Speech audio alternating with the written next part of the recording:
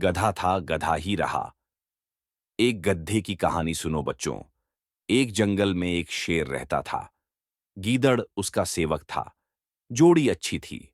शेरों के समाज में तो उस शेर की कोई इज्जत नहीं थी, क्योंकि वह जवानी में सभी दूसरे शेरों से युद्ध हार चुका था। इसलिए वह अलग थलग रहता था। उसे गीदड़ जैसे चमचे की सख्त जरूरत थी, जो 24 घंटे उसकी चमचागिरी करता रहे।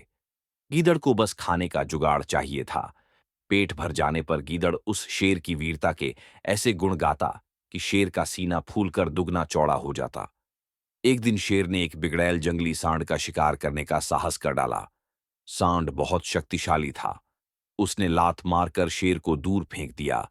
जब वह उठने को हुआ तो सांड ने फां फां करते हुए शेर को सींगों से एक पेड़ के साथ रगड़ दिया। किसी तरह शेर जान बचाकर भागा। शेर सींगों की मार से काफी जख्मी हो गया था। कई दिन बीते, परंतु शेर के जख्म ठीक होने का नाम नहीं ले रहे थे। ऐसी हालत में वह शिकार नहीं कर सकता था। स्वयं शिकार करना गीदड़ के बस का नहीं था। दोनों के भूखों मरने की नौबत आ गई। शेर को यह भी भय था कि खाने का जुगाड़ समाप्त होने के कारण गीदड़ उसका साथ न छोड़ जाए। शेर ने एक दिन उसे सुझाया, देख, जख्मों के कारण मैं दौड़ नहीं सकता, शिकार कैसे करूं?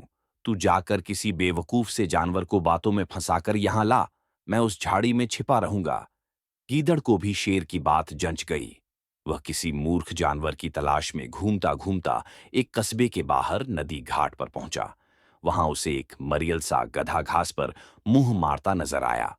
वह शक्ल से ही बेवकूफ लग रहा था। गीदड़ गधे के निकट जाकर बोला, पाए लागूं चाचा, बहुत कमजोर हो गए हो, क्या बात है? गधे ने अपना दुखड़ा रोया, क्या बताऊं भाई, जिस धोबी का मैं गधा हूं वह बहुत क्रूर है। दिन भर ढुलाई करवाता है और चारा कुछ देता नहीं। गीदड़ ने उसे न्योता दिया, चाचा, मेरे साथ जंगल चलो ना, वहां बहुत हरी हरी घास है, खूब चरना, तुम्हारी सेहत बन जाएगी। गधे ने कान फड़फड़ाए, राम राम, मैं जंगल में कैसे रहूंगा? जंगली जानवर मुझे खा जाएंगे। चाचा, तुम्हें शायद पता नहीं कि जंगल में एक बगुला भक्तजी का सत्संग हुआ था। उसके बाद सारे जानवर शाकाहारी बन गए हैं। अब कोई किसी को नहीं खाता। गीदड़ बोला और कान के पास मुंह ले जाकर दाना फेंका। चाचू, पास के कस्बे से बेचारी गद्दी भी अपने धोबी मालिक के अत्याचारों से तंग आकर जंगल में आ गई थी। वहां हरी हरी घास खाकर वह खूब लहरा गई हैं। तुम उसके साथ घर बसा लेना। गधे के दिमाग पर हरी हरी घास और घर बसाने के सुनहरे सपने छाने लगे। वह गीदड़ के साथ जंगल की ओर चल दिया। जंगल में गीदड़ गधे को उसी झाड़ी के पास ले गया जिसमें शेर छिपा बैठा था। इससे पहले कि शेर पंजा मारता, गधे को झाड़ी में शेर की नीली बत्तियों की तरह चमकती आंखें नजर आ गईं। वह डरकर उछला, गधा भागा और भागता ही गया। शेर बुझे स्वर में गीदड़ से बोला, भाई, इस बार मैं तैयार नहीं था और गधा चौकस। तुम उसे दोबारा लाओ, इस बार गलती नहीं होगी। गीदड़ दोबारा उस गधे की तलाश में कस्बे में पहुंचा।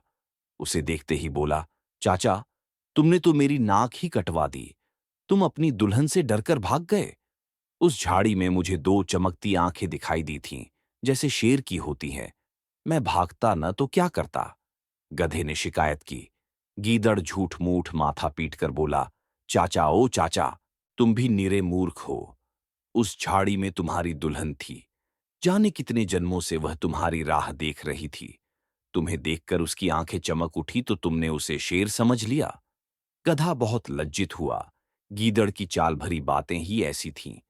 गधा फिर उसके साथ चल पड़ा। जंगल में झाड़ी के पास पहुंचते ही शेर ने हमला कर अपने नुकीले पंजों से उसे मार गिराया। इस प्रकार शेर व गीदड़ का भोजन मिल गया।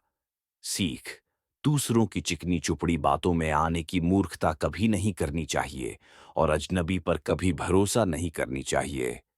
समाप्त। कहानी अच्छी लगी तो चैनल को सब्सक्राइब करते जाइए। धन्यवाद।